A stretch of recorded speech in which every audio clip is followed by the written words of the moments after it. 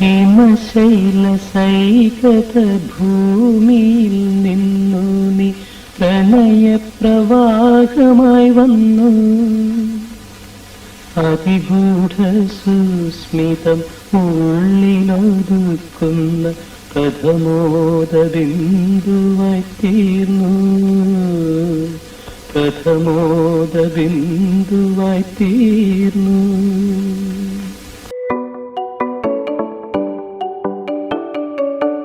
നമസ്കാരം. KG George എന്ന വിശ്രുത സംവിധായകൻ ഒരിക്കൽ പറയുകയുണ്ടായി, സിനിമയെക്കുറിച്ചൊരു സിനിമ എന്ന സങ്കല്പം യാഥാർത്ഥ്യമാക്കാനുള്ള ശ്രമത്തിന്റെ ഭാഗമായാണ് ശോഭയെ പോലൊരു ദുരന്ത നായികയുടെ കഥ ലേഖയുടെ മരണം ഒരു ഫ്ലാഷ് ബാക്ക് എന്ന സിനിമയിലേക്ക് എന്നെ എത്തിച്ചത്. ശോഭയെ പോലെ സിനിമാ ലോകത്ത് ആത്മഹത്യ ചെയ്ത വേറെയും താരങ്ങളുണ്ട്. 80കളുടെ ആദ്യം ശോഭയുൾപ്പെടെ 5 സിനിമാ താരങ്ങളാണ് ആത്മഹത്യ ചെയ്തത്. സിനിമാ രംഗത്തെ ഈ ആത്മഹത്യ സിൻഡ്രോമിനെയാണ് ഒരു തരത്തിൽ എൻ്റെ സിനിമയിൽ പ്രതിഫലിപ്പിക്കാൻ ശ്രമിച്ചത്. ഒരു കാലത്ത് കോടമ്പാക്കത്തെ മാസ്മരിക സിനിമാ ലോകം ഏതൊരുവന്റെയും സ്വപ്നമായിരുന്നു. കീർത്തി, താരപരിവേഷം, സമ്പത്ത്, സ്വാതന്ത്ര്യം, മായാലോകത്തെ വർണ്ണക്കൊട്ടാരങ്ങളിൽ പൊലിഞ്ഞുപോയ നക്ഷത്രങ്ങൾ ഏറെയാണ്. ചെറുപ്രായത്തിൽ തന്നെ അഭിനയ മികവും പ്രതിഭയും തെളിച്ച ശോഭയെന്ന വിരഹസുന്ദരി, ഒരു മെഴുകുതിരി നാളം പോലെ എരിഞ്ഞമർന്നവൾ ശോഭ. KP മേനോന്റെയും അഭിനേത്രിയായിരുന്ന പ്രേമയുടെയും മകളായി 1962 സെപ്റ്റംബർ 23 ശോഭ ജനിച്ചു. മഹാലക്ഷ്മി എന്നായിരുന്നു യഥാർത്ഥ നാമം. 1966 നടൻ JP ചന്ദ്രബാബു സംവിധാനം ചെയ്ത തട്ടുങ്കൾ തിറക്കപ്പെടും എന്ന തമിഴ് ത്രില്ലർ ചിത്രത്തിൽ ബാലതാരമായി ബേബി മഹാലക്ഷ്മി എന്ന പേരിലാണ് ആദ്യമായി സിനിമയിൽ അഭിനയിക്കുന്നത്. അടുത്ത വർഷം P. വേണുവിന്റെ ഉദ്യോഗസ്ഥ എന്ന ചിത്രത്തിലൂടെ അവർ മലയാള സിനിമയിൽ അരങ്ങേറ്റം കുറിച്ചു. അവിടെ അവർ ബേബി ശോഭയായി അവതരിപ്പിക്കപ്പെട്ടു. ഉദ്യോഗസ്ഥ എന്ന സിനിമ സത്യൻ, പ്രേം നസീർ, KP ഉമർ, പത്മിനി, ശാരദ, ഷീല, രാജശ്രീ തുടങ്ങിയ മുൻനിര അഭിനയ താരങ്ങളുള്ള മലയാള സിനിമയിലെ ആദ്യത്തെ മൾട്ടി സ്റ്റാർ ചിത്രമായിരുന്നു. ആ സിനിമയിൽ ഒരു ബാലതാരമായാണ് ശോഭ അഭിനയിച്ചത്. അമൃതവാഹിനി, ഓർമ്മകൾ മരിക്കുമോ, നുരയും പതയും, 2 പെൺകുട്ടികൾ, വയനാടൻ തമ്പാൻ, ഈ ചിത്രങ്ങൾ ശോഭയുടെ സാന്നിധ്യം അറിയിച്ച സിനിമകൾ തന്നെയാണ്. 1978 ബാലചന്ദ്രമേനോൻ ആദ്യമായി സംവിധാനം ചെയ്ത ഉത്രാട രാത്രി എന്ന സിനിമയിൽ നായികയായി ശോഭ അവതരിപ്പിക്കപ്പെടുന്നു. പിന്നീട് ഇറങ്ങിയ മലയാള ചിത്രങ്ങൾ, തിളക്കമുള്ള വേഷങ്ങൾ ശോഭ അഭിനയിച്ചു.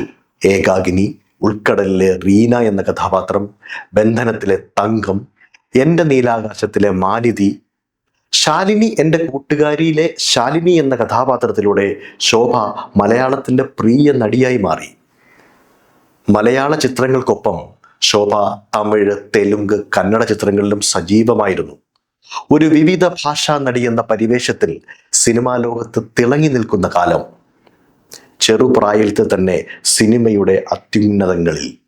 തമിഴിൽ കമൽഹാസനൊപ്പം നിഴൽ നിജമാകത്, ഒരു വീട് ഒരു ഉലകം, രജനീകാന്തിനൊപ്പം മുള്ളും മലരും, ഒരു തിര പിന്നെയും തിര എന്ന മലയാള സിനിമയുടെ റീമേക്കായ വിടുകഥൈ ഒരു തുടർക്കഥൈ, ചക്കാലത്തി, ബാലു മഹേന്ദ്രയുടെ അഴിയാത്ത കോലങ്ങൾ, പാസിയിലെ കുപ്പമ്മ.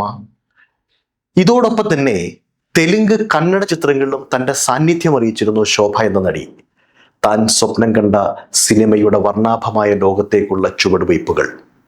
1978 ബന്ധനം, എൻ്റെ നീലാകാശം എന്നീ ചിത്രങ്ങൾക്ക് കേരള സർക്കാരിൻ്റെ മികച്ച നടിക്കുള്ള അവാർഡ് ശോഭ എന്ന നടിക്ക് ലഭിച്ചു.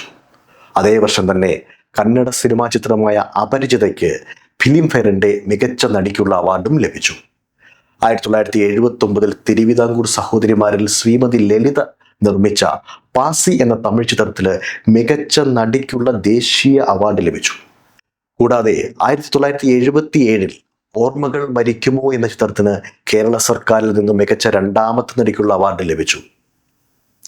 സംവിധായകൻ ബാലു മഹേന്ദ്രയാണ് ശോഭയെ വിവാഹം ചെയ്തത്. അറിയപ്പെടാത്ത ചില കാരണങ്ങൾ കൊണ്ട് 17ാം വയസ്സിൽ 1980 മെയ് 1 ശോഭ ആത്മഹത്യ ചെയ്തു. പ്രശസ്ത ഛായാഗ്രഹകനും സംവിധായകനുമായ ബാലു മഹേന്ദ്രയും ശോഭയും തമ്മിലുള്ള പ്രണയം സിനിമാ ലോകത്ത് ഒരു വാർത്തയായിരുന്നു. ജന്മം കൊണ്ട് ശ്രീലങ്കൻ വംശജനായിരുന്ന ബാലു സിനിമാ ബന്ധം ഒന്നുമില്ലാത്ത അഖില എന്ന ശ്രീലങ്കൻ യുവതിയെ വിവാഹം കഴിച്ചിരുന്നു. ഇതറിയാതെയാണ് ശോഭയും ബാലുവും തമ്മിലുള്ള വിവാഹം നടന്നത്. പിന്നീടുള്ള ദാമ്പത്യ പ്രശ്നങ്ങളാകാം ശോഭയെ ആത്മഹത്യയിലേക്ക് നയിച്ചത് എന്ന് കരുതുന്നവരുണ്ട്. സുഗന്ധപൂർണമായ ഒരു പനിനീർപ്പൂ പെട്ടെന്ന് കൊഴിഞ്ഞു വീണ പോലെ ശോഭ എന്ന അനുഗ്രഹീത നടിയും അകാലത്തിൽ നമ്മെ വിട്ടുപോയി. തൻ്റെ 17-ാം വയസ്സിൽ അവർ ആത്മഹത്യ ചെയ്തു. പ്രതിഭയുടെ കരുത്തിൽ ഒരു ചെറുപ്രായത്തിൽ മറ്റൊരാൾക്കും എത്തിപ്പിടിക്കാൻ കഴിയാത്ത ഉയരത്തിൽ നിന്നും പൊടുന്നനെ വീണുടഞ്ഞ താരകം.